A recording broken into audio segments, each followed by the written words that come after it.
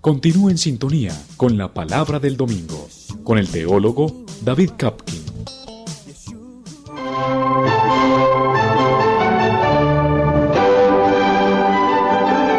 La Palabra del Domingo.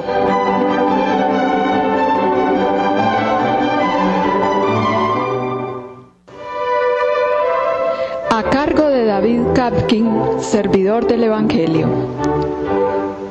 Una lectura y explicación de los textos bíblicos de la liturgia católica dominical.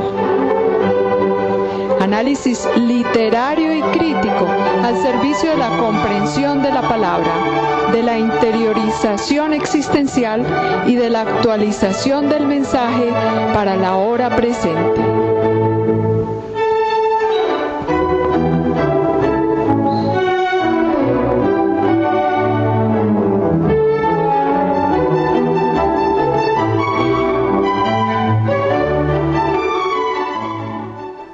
Amables oyentes, de nuevo con nuestra serie La Palabra del Domingo, desde acá, la emisora La Voz de Jesucristo, en la ciudad de Medellín.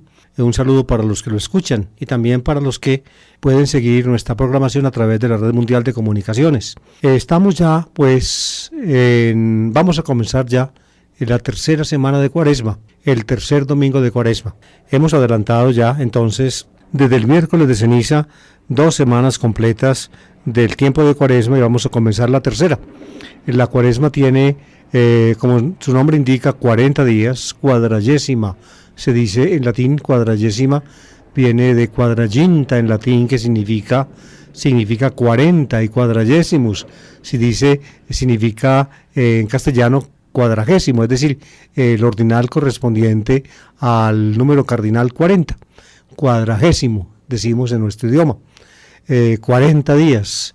Hemos llegado, esta semana llegaremos ya esta semana que vamos a comenzar, llegaremos ya a la mitad del tiempo de Cuaresma. Nos quedan faltando el domingo cuarto de Cuaresma, el quinto, y luego ya el domingo de Pasión y de Ramos.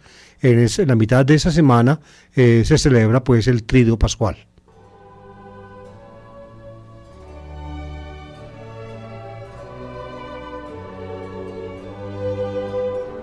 Tres lecturas, amables oyentes, están fijadas para el tercer domingo de Cuaresma, en el ciclo C.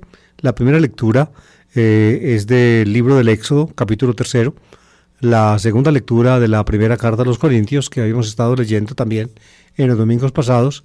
Y la tercera lectura del Evangelio de Lucas, un episodio que nos cuenta cómo Jesús es enterado de lo que ocurrió en Jerusalén con unos peregrinos de Galilea, cómo Pilato los masacró, y Jesús pues comenta eso y añade un hecho más, y el texto termina con una parábola, digamos, impresionante en boca de Jesús.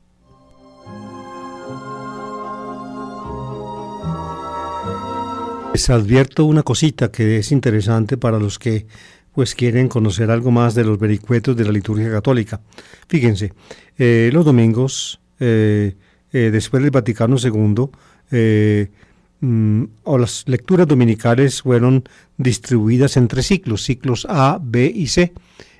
Para la Cuaresma existen también los 3 ciclos. Sin embargo, la importancia de algunas lecturas, sobre todo del Evangelio, en los domingos de Cuaresma es proverbial, desde épocas muy antiguas. Por ejemplo, para el primer domingo de Cuaresma, la lectura de la tentación de Jesús. Para el segundo domingo de Cuaresma, la lectura de la transfiguración de Jesús.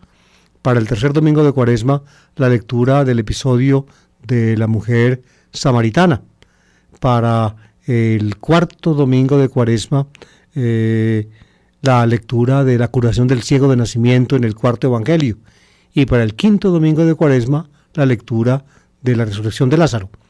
Esas 5 lecturas evangélicas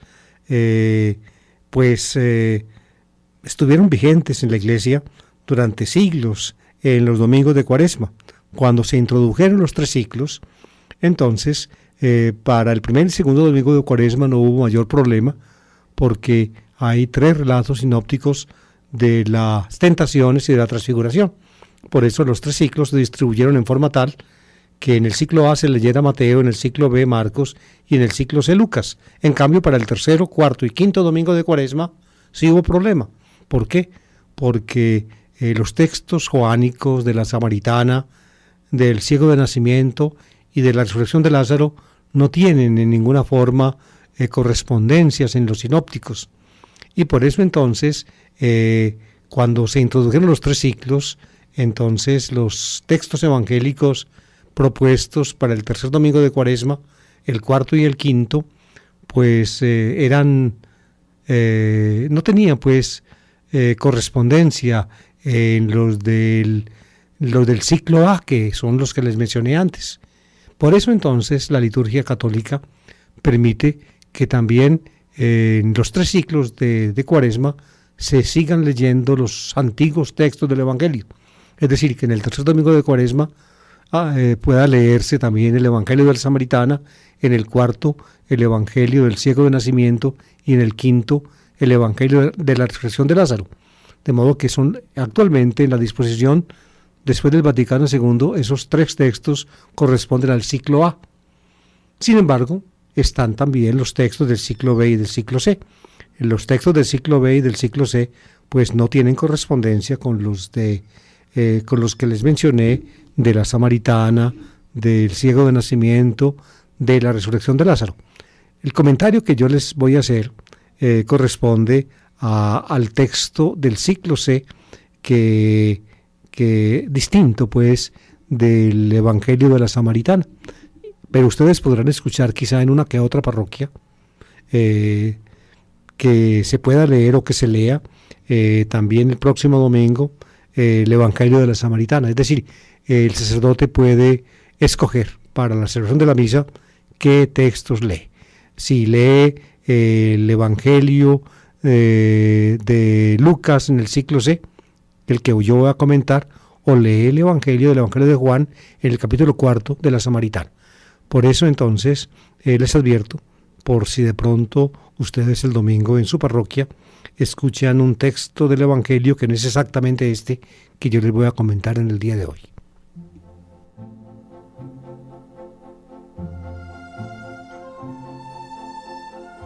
El texto de la primera lectura fijado para este domingo es de el capítulo tercero del libro del Éxodo.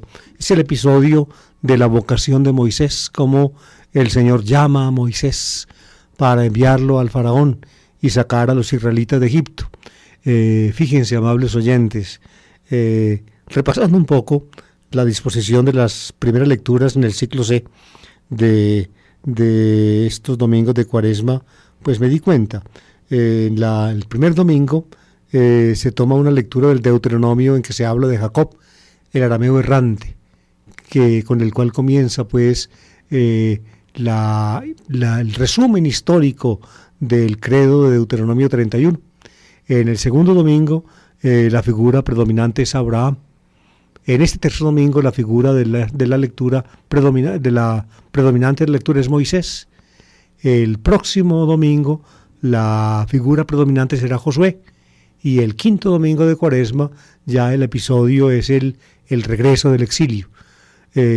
Con esto uno pues aproximadamente descubre cuál fue la intención de los liturgistas después del Vaticano II al señalar pues las lecturas, la primera lectura del ciclo C. Es ir recorriendo el Antiguo Testamento en sus grandes figuras, desde Jacob, el padre de Israel, luego retrocede a Abraham, pues es decir, con Jacob se comienza la lectura porque resume la historia de Israel en el credo, luego Abraham, luego Moisés, luego Josué y luego finalmente el regreso del exilio. Esa es, al menos hasta donde yo logré captar, la idea de la disposición de las lecturas de la primera lectura de los domingos de Cuaresma en el ciclo C.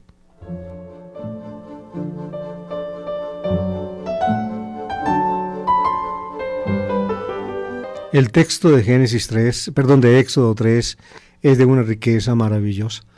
Lastimosamente, pues, en un comentario de las lecturas dominicales es imposible penetrar en el texto. Entonces les voy a leer el texto y les diré apenas algunas cositas, porque la riqueza que tiene este texto es insondable. Dice así: en aquellos días pastoreaba Moisés el rebaño de su suegro Jetro, sacerdote de Madián. Llevó el rebaño transhumando por el desierto hasta llegar a Horeb, el monte de Dios.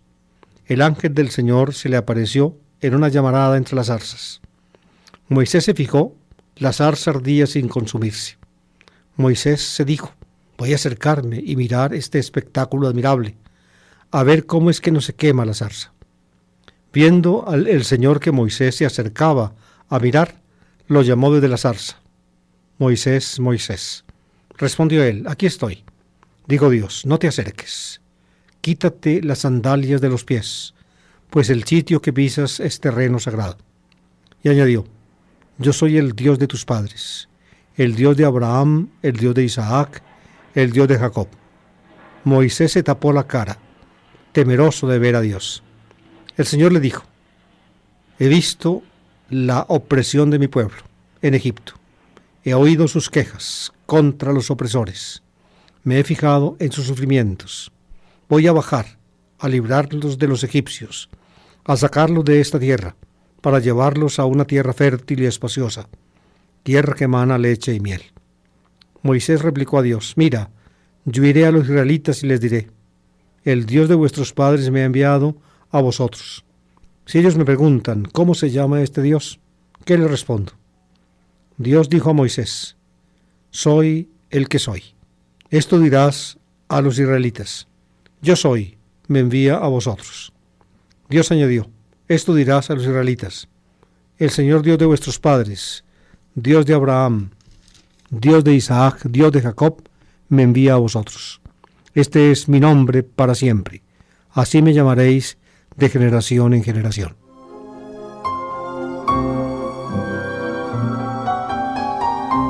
Creo que ustedes notaron, amables oyentes, en la lectura, pues que el texto no es del todo coherente. Y la razón es muy sencilla, porque los liturgistas que fijaron la lectura, pues no escribieron el texto completo del capítulo 3 del Éxodo, sino que escogieron pedacitos. Y por eso entonces se notan repeticiones, interrupciones, luego saltos, en fin, todo aquello.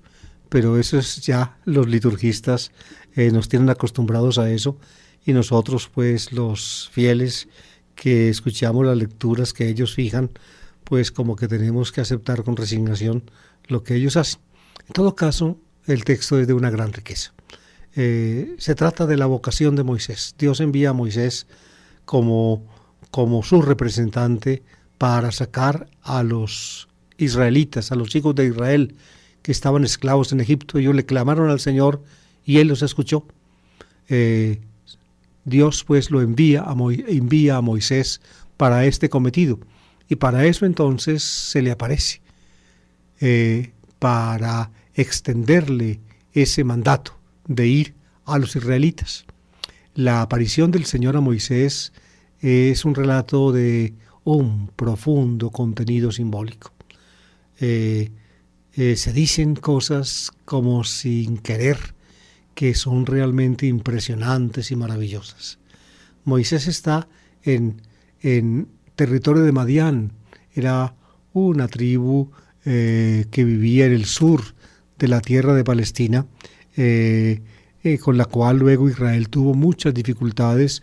Moisés, al huir de Egipto, después de haber matado a un egipcio, cuando el faraón empezó a perseguirlo, llegó a esa tierra extraña y allí conoció una muchacha y se casó con ella. Séfora se llamaba, hija de Jetro, sacerdote de Madián, y se hizo pastor porque el Jetro era dueño de grandes rebaños, tenía hijos e hijas, y como Moisés entró en la familia al tomar como esposa a una hija de él, entonces quedó incorporado también a los pastores de Jetro. Sacó pues el rebaño de Jetro por el desierto y llegó a Horeb, Har Elohim, dice el texto, la montaña de Dios. Este Horeb, en el Madián, en el sur de Palestina, será identificado con el monte Sinaí, el monte de la alianza, el monte de la revelación de Dios. Allí también entonces el Señor se va a revelar a Moisés.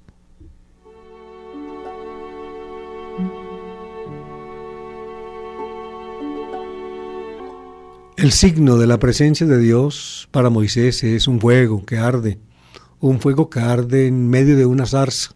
Arde el fuego y Moisés de lejos ve la zarza arder y no se consume y él queda maravillado. ¿Cómo es que arde la zarza y no se consume? Se pregunta Moisés, voy a acercarme a ver, y se acerca. Y cuando se acerca, Dios lo detiene. Moisés, Moisés. Dios le señala que está pisando tierra sagrada. Es decir, la tierra que pisa está marcada por la presencia de Dios. Por tanto, Moisés tiene que precaverse, porque donde está Dios, todo lo que Dios toca con su presencia se vuelve sagrado, y el hombre tiene que purificarse para poder llegar allí. La purificación que Dios le pide a Moisés para pisar el terreno donde Dios está es quitarse las sandalias, quitarse los zapatos. Fíjense, esa antigua costumbre que ya aparece en este texto, la conservan hoy intacta los musulmanes. Si ustedes llegan a alguna mezquita musulmana, queridos oyentes, les van a pedir antes de penetrar dentro de la mezquita que se quiten los zapatos, tienen que entrar en medias. Todos ellos se quitan los zapatos. En la puerta de las mezquitas hay una especie como de parapeto, donde la gente pone sus sandalias. Pues bien, uno se tiene que descalzar. Moisés se descalza y se postra delante del Señor. Y Dios se le presenta. Yo soy el Dios de Abraham, el Dios de Isaac, el Dios de Jacob. Por tanto, Dios se identifica con el Dios de los padres. Aquí pues está la convicción de Israel, de que la religión propia de Israel es la religión del Señor, de Yahvé, que es el nombre cuyo origen aquí, cuyo sentido se va a explicar. Y la religión está en conexión con la antigua religión de los ancestros. Por eso el Señor, el Dios de Israel, es el Dios de los padres, el Dios de Abraham, el Dios de Isaac, el Dios de Jacob. Como Dios lo envía, el texto, lastimosamente en su disposición, no precisa esto, porque el pedacito, es decir, fue tomado en pedacitos. En todo caso, se supone que Dios envía a Moisés al faraón, y para poder ir al faraón, entonces Moisés tiene que presentarse. Ellos me preguntarán, ¿quién te ha enviado? ¿Qué les voy a decir? ¿Cuál es tu nombre? Era preciso decir el nombre de Dios. Al parecer entonces no bastaba decir el Dios de los padres, de Abraham, de Isaac y de Jacob, me envía a vosotros. Tenía que decir el nombre. El decir el nombre, amables oyentes, en alguna forma, o el conocer el nombre y emplearlo en alguna forma en la mentalidad antigua, ponía la divinidad a merced del uso humano. El que conoce el nombre se sirve del Dios. Esa es la idea de fondo. Por eso entonces cuando Moisés le pide a la divinidad de la zarza, que se identifica con el Dios de los padres, el nombre, la divinidad se niega. La respuesta de Dios, el Dios de los padres, el Dios de Abraham, de Isaac y de Jacob, ante la pregunta de Moisés, ¿cuál es tu nombre?, es no decírselo. ¿Que quién soy yo? Podríamos tal vez parodiar el texto en esta forma. ¿Que quién soy yo? Me preguntas, pues yo soy quien yo soy. Ahí está, yo soy quien yo soy. Yo soy el que soy. ¿Ven? Esa es la explicación, diría yo, negativa del nombre sagrado, divino del Dios de Israel, que significa en primera persona, es el verbo ser. Javá se decía en el antiguo hebreo. En el hebreo más moderno, Haya, un intercambio de la Vau a la Yod, que es común en el hebreo, en la evolución de la lengua hebrea. Yo soy quien yo soy. Es decir, tú me preguntas quién soy yo soy quien yo soy. Simplemente ve, yo te mando. Es decir, Dios a Moisés, que le pide el nombre, le dice, no importa quién sea yo, lo importante es que te envío. Tú estás enviado, yo te encargo. Tú eres, por tanto, el que debes cumplir este cometido. Y entonces esta explicación, que aquí en el texto aparece del nombre divino, es un intento pues de Israel de preservar la absoluta independencia, la absoluta trascendencia de Dios, digamos el hecho de que Dios no es manipulable, de que Dios no se puede manejar, que finalmente Él maneja, pero que a Él no lo maneja nadie.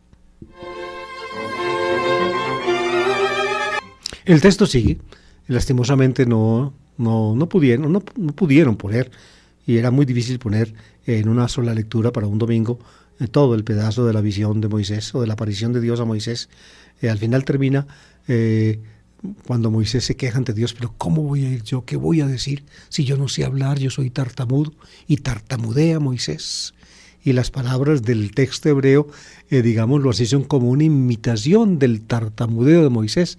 Cuando uno puede leer el texto bíblico en hebreo, uno se da cuenta de que el autor tuvo, diría yo, la lucidez para poner a Moisés a hablar tartamudeando, y los pedacitos de palabras que Moisés profiere son su tartamudeo con el cual acredita Moisés frente a Dios de que él no es instrumento apto para ser enviado. ¿Qué va él, un tartamudo, a hablarle al faraón? Y es así. Y es en ese punto donde pienso yo está la profunda belleza del texto. ¿Qué vio Moisés al principio? Una zarza que arde sin consumirse. Una zarza. Una zarza es una maleza inútil.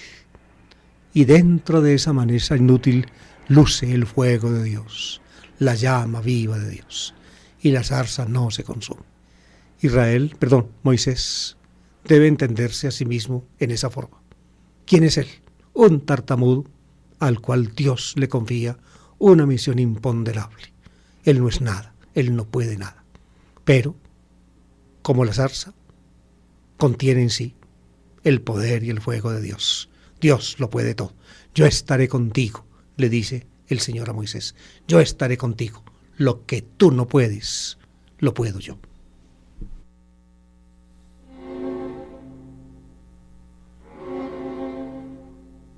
La segunda lectura es de la primera carta a los Corintios. Recuerden que ya en los domingos pasados habíamos estado leyendo pedacitos de la carta. El pedacito de este domingo es del capítulo 10, es muy aleccionador.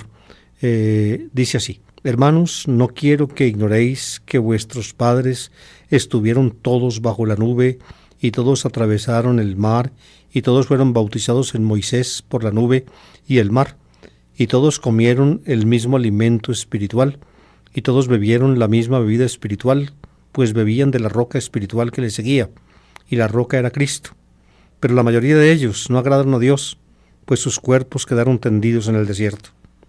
Estas cosas sucedieron, en figura, para nosotros, para que no codiciemos el mal como lo hicieron ellos, nuestros padres. No protestéis, como protestaron algunos de ellos, y perecieron a manos del exterminador. Todo esto le sucedía como un ejemplo, y fue escrito para escarmiento nuestro, a quienes nos ha tocado vivir en la última de las edades. Por tanto, el que se cree seguro, cuidado no caiga.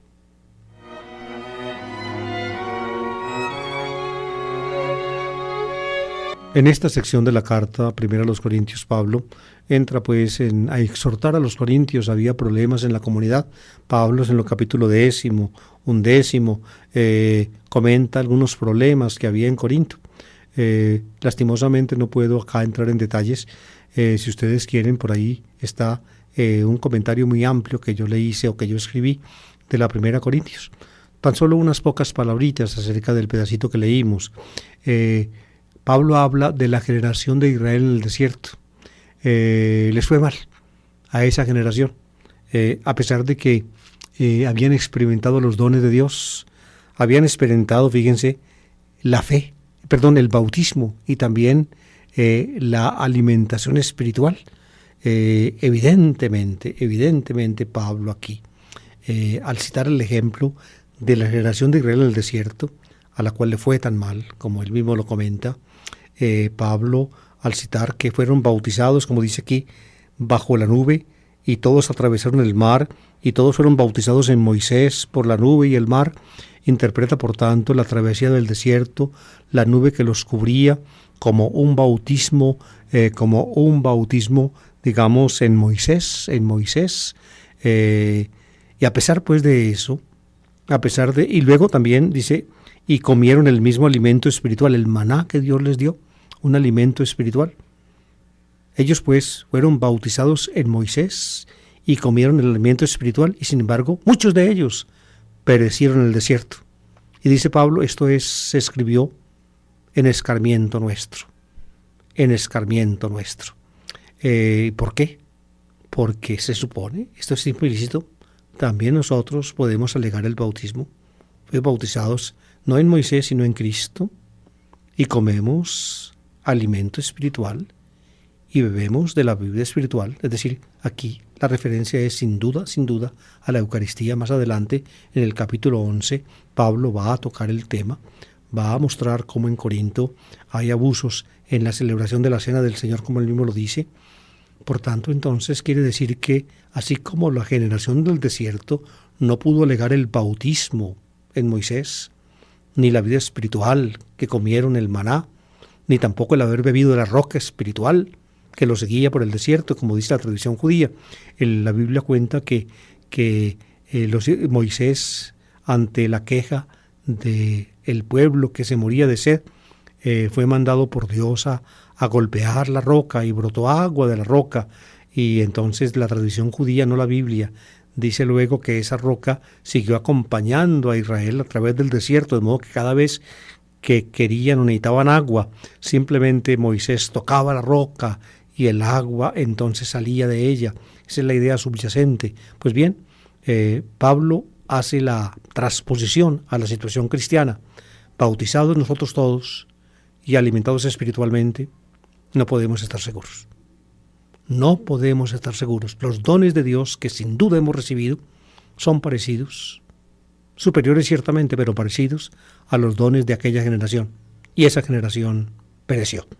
La mayoría de ellos quedaron tendidos en el desierto. Por tanto, dice Pablo al final, no nos sintamos seguros. Por tanto, el que se cree seguro, mire que no caiga. En otras palabras, también nosotros los cristianos tenemos que andar precavidos. Tenemos que manejar con cuidado nuestra salvación.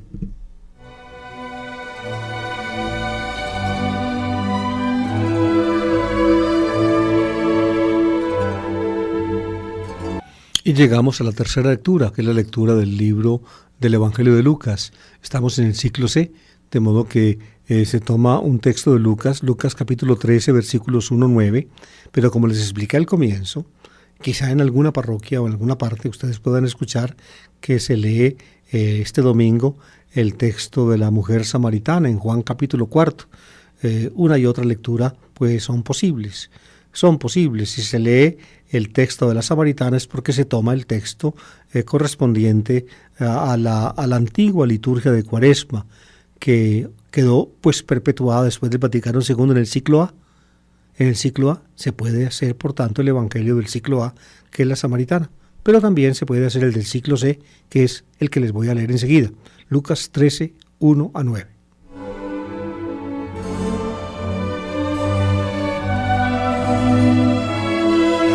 En aquellos días se presentaron algunos a contar a Jesús lo de los galileos cuya sangre vertió Pilato con la de los sacrificios que ofrecían. Jesús les contestó: ¿pensáis que esos galileos eran más pecadores que los demás galileos porque acabaron así? Os digo que no. Y si no os convertís, todos pereceréis lo mismo.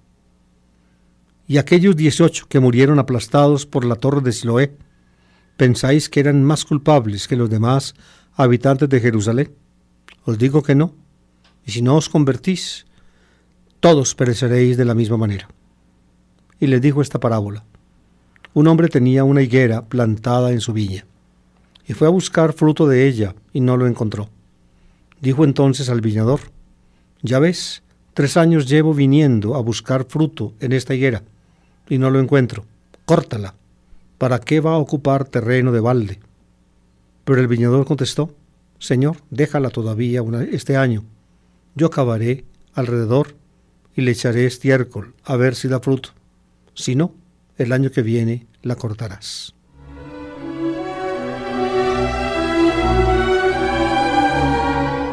Según mi manera de ver, amables oyentes, En la cuarta parte del Evangelio de Lucas, que es la gran marcha a Jerusalén, Lucas 9:51 a 19:27, todo ese pedazo es muy largo, poco menos de la mitad del Evangelio. En la de 9:51 a 18:14, Lucas toma materiales que no están en Marcos, materiales de su fuente común con Mateo, que se suele llamar Q, o también de la fuente propia lucana, y luego de 18:15 a 19:27 empata con el hilo de Marcos y sigue pues el derrotero del Evangelio de Marcos. Pues bien, en la primera parte, en aquellos materiales que no están en Marcos, distingo yo, siguiendo pues la intuición de otros exégetas, 3 secciones que comienza cada una con la mención explícita de Jerusalén como meta de Jesús. Jesús va a Jerusalén, así se dice.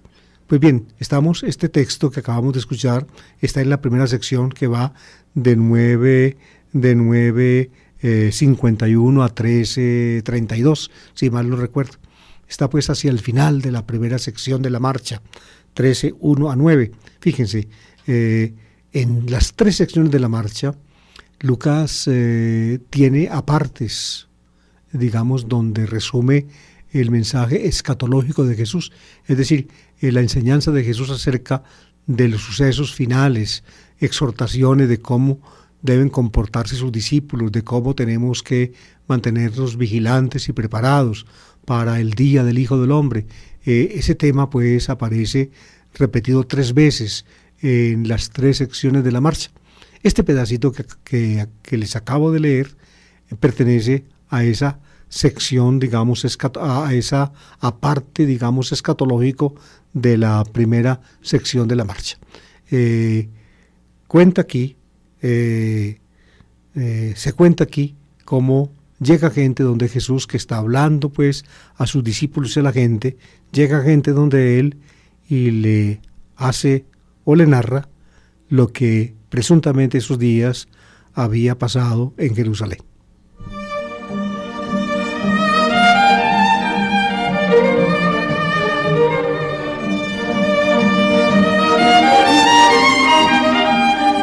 Todo comienza pues con lo que le cuentan a Jesús algunos de lo que ha pasado en Jerusalén, algo doloroso, algo terrible, como Pilato hizo matar a galileos, a gente de Galilea que había subido a la ciudad de Jerusalén al templo a ofrecer sus sacrificios. Los hizo atacar allí. Probablemente estos galileos despertaron sospechas para los romanos, que estaban siempre prontos ahí junto al templo, en la Torre Antonia, de donde se divisaba lo que pasaba dentro del templo, y cuando había algún conato de revuelta o de problema, la soldadesca romana bajaba y ponía el orden, costara lo que costara. Aquí, pues en este caso, no sabemos cuál fue el problema, pero sí sabemos cómo actuó pues la soldadesca romana. Mató a los galileos. Ellos fueron, la sangre de ellos derramada se mezcló con la sangre de las víctimas que estaban ofreciéndole al Señor.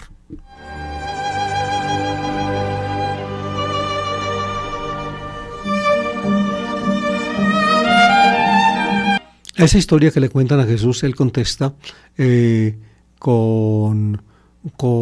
tomando posición frente a eso, y añade otro ejemplo.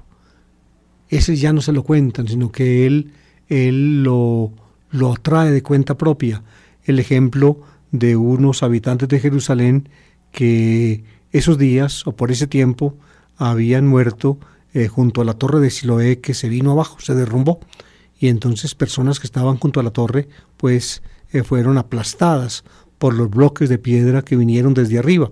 Tal vez fue algún terremoto, en fin, no sabemos. En todo caso, hubo pues muertos junto a la torre de Siloé. Jesús añade pues de cuenta propia ese ejemplo y luego lo comenta con palabras muy semejantes a como había comentado la historia esa de los galileos muertos en el templo. Les voy a leer las dos respuestas de Jesús para que ustedes vean cómo está compuesto el texto.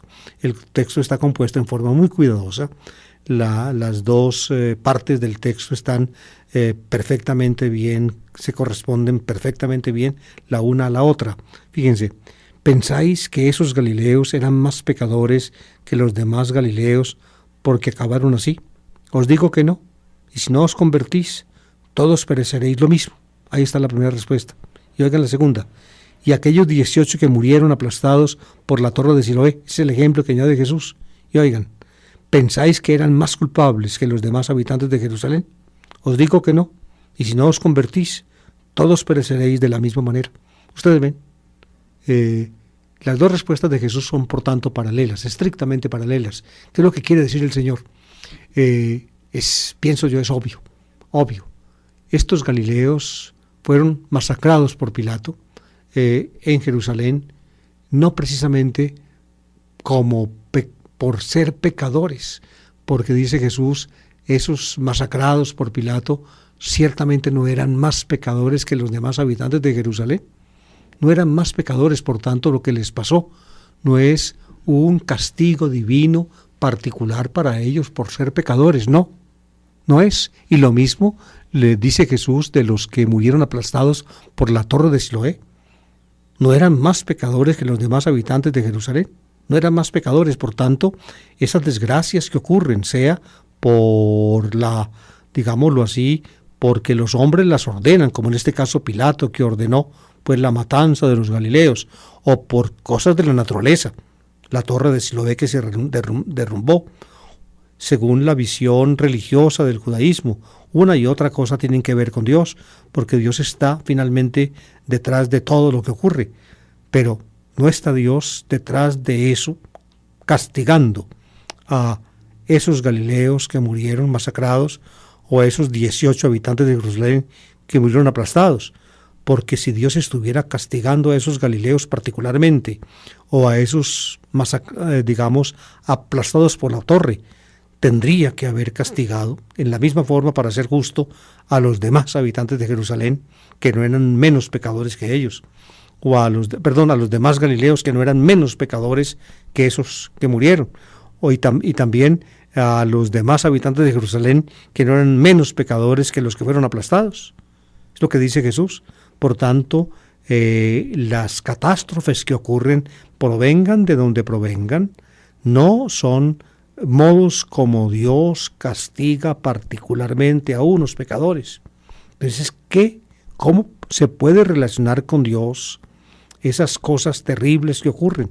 Sea que los hombres las hagan, como Pilato, que ordenó la masacre, o como la caída de la torre, que ocasionó la muerte, aplastados de los de Jerusalén. ¿Cómo se relacionan con Dios? Se relacionan con Dios según Jesús como un llamamiento. Como un llamamiento Dios nos llama. Tengan que estar prevenidos. Si no os convertís, todos pereceréis lo mismo.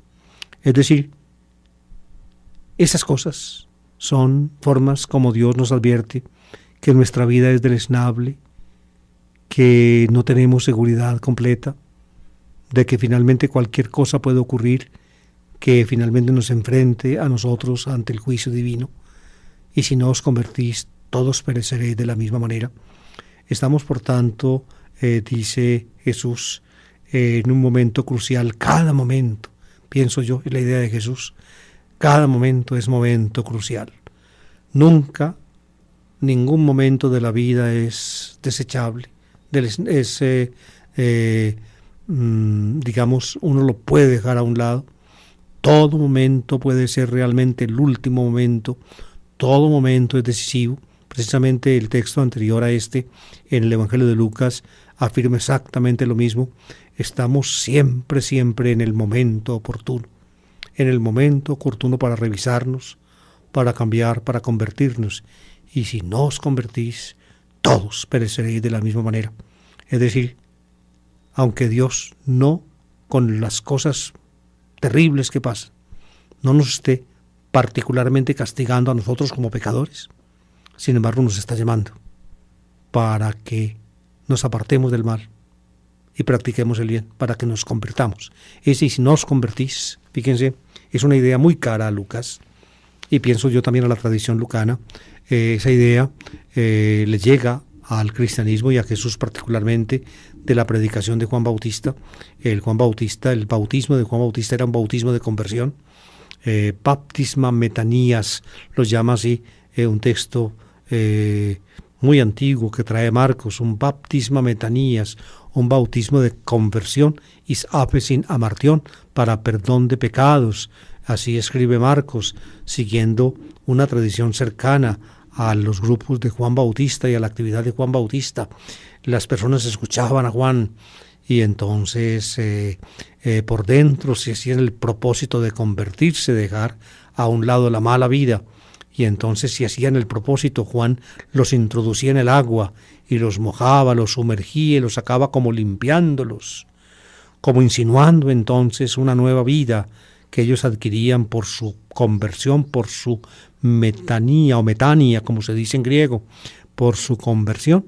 La conversión era por tanto previa al bautismo, El bautismo era como una especie de sello que cobijaba o que se imponía a esa conversión y la hacía, diría yo, permanente, y la grababa en forma constante y definitiva.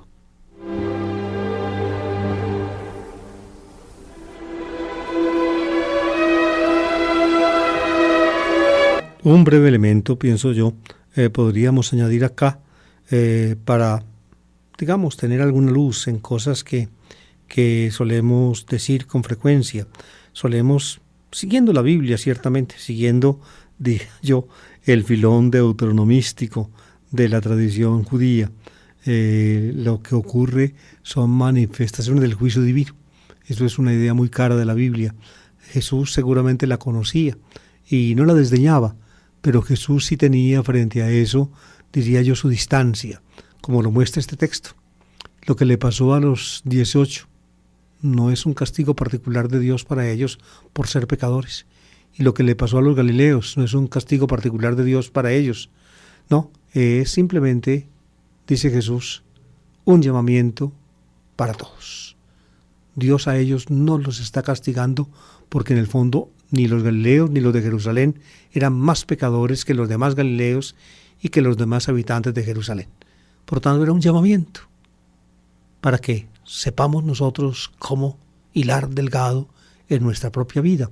Esa es la cosa, es lo que finalmente, pienso yo, Jesús nos quiere decir. Por eso me atrevería yo a decir que no podemos o no deberíamos nosotros como cristianos estar insistiendo en el hecho de que las cosas malas que les pasan a las personas o que les sucedan a la gente son castigos divinos. Porque afirmar eso y mirar la justicia de Dios no se compagina. Yo recuerdo mucho, hace muchos años en Medellín, era un domingo, eran como las 2 de la tarde, yo salía de mi casa, nosotros vivíamos por allá por la Florida, en América, y salía me gustaba ir los domingos a fútbol al estadio, y oí que en las transmisiones deportivas que yo escuchaba y que escucho todavía con gusto, que había ocurrido en Medellín el desastre de Villatina. Y entonces al salir a la puerta de mi casa, ahí a la calle San Juan, miré para donde queda Villatina y vi exactamente pues el barranco caído, la tierra colorada que se veía de lejos. Había acabado de ocurrir la catástrofe. Era un domingo a eso de las 2 de la tarde. Y luego pues empezaron a contarse el desastre. Hubo fútbol, pienso yo, recuerdo mucho, no recuerdo el partido, pero sí hubo fútbol, y al otro día pues empezaron a comentar el hecho, y algún sacerdote de una parroquia del centro de Medellín decía que bien les había pasado eso a esos de Villatina, porque eran unos ladrones que venían al centro a robar y que las mujeres salían de por allá a prostituirse por aquí en el centro.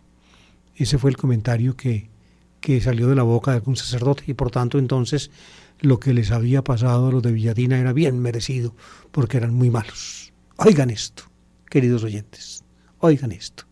Si Dios le fuera a dejar caer la tierra encima a la gente, porque son muy malos, la pregunta mía es, ¿y entonces por qué a mí, que vivo junto al Cerro Nutibara, no se me ha venido el Cerro Nutibara encima?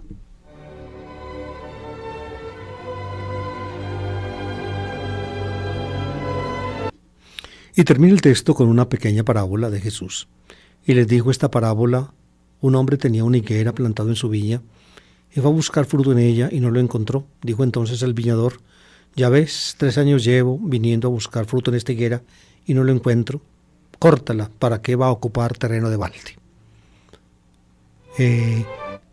Aquí se trata de una higuera que no da fruto. La plantó un hombre en su viña.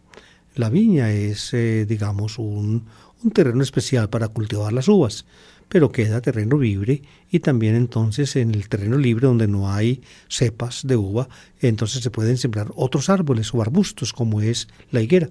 La higuera es un árbol, nosotros lo llamamos el brevo, da brevas, higos. Ahí estaba pues la higuera, y resulta que esa higuera infructuosa. El dueño de la viña llegaba allá, iba, se arrimaba a la higuera y nada, 1 año, y 2 años, y 3 años, y finalmente se cansó y le dijo al viñador: corta esta higuera, no da nada, no da fruto, córtala, ¿para qué va a ocupar terreno de balde? Siembra otra cosa.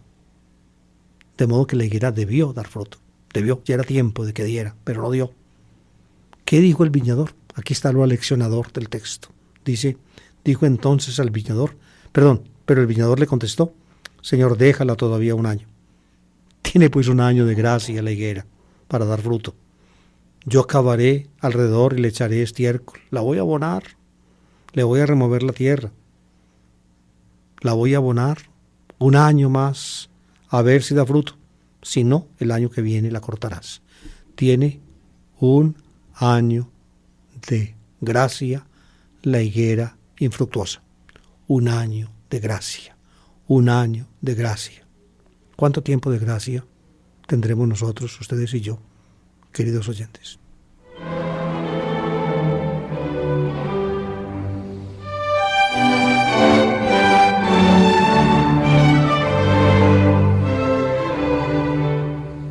Las catástrofes, pues, que ocurren, sean las que los seres humanos mismos ocasionamos, como en el caso de Pilato con los galileos, o las que ocasiona la naturaleza, como el caso de la torre de Siloé que se derrumbó y mató a 18, no son manifestaciones del juicio de Dios para castigar particularmente a pecadores, son llamamientos.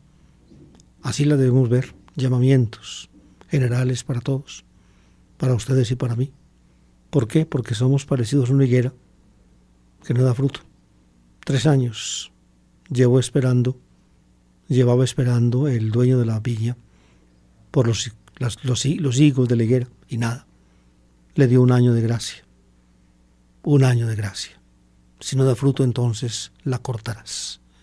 De nuevo repito entonces la pregunta: ¿cuánto tiempo de gracia tenemos nosotros?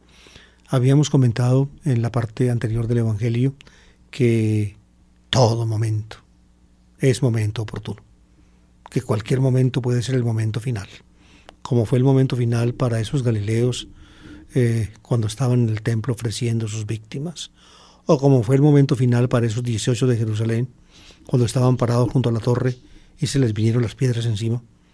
Todo momento es posible o puede ser el último momento. Por tanto, todo momento es trascendental. Todo momento es trascendental. Para la higuera será trascendental ese año, 1 año que le dieron de gracia. ¿Cuánto tenemos nosotros todavía de gracia?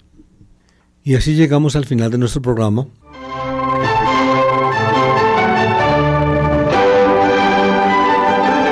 La palabra del domingo.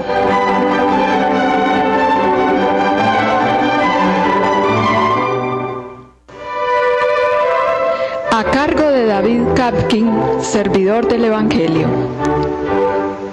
Una lectura y explicación de los textos bíblicos de la liturgia católica dominical.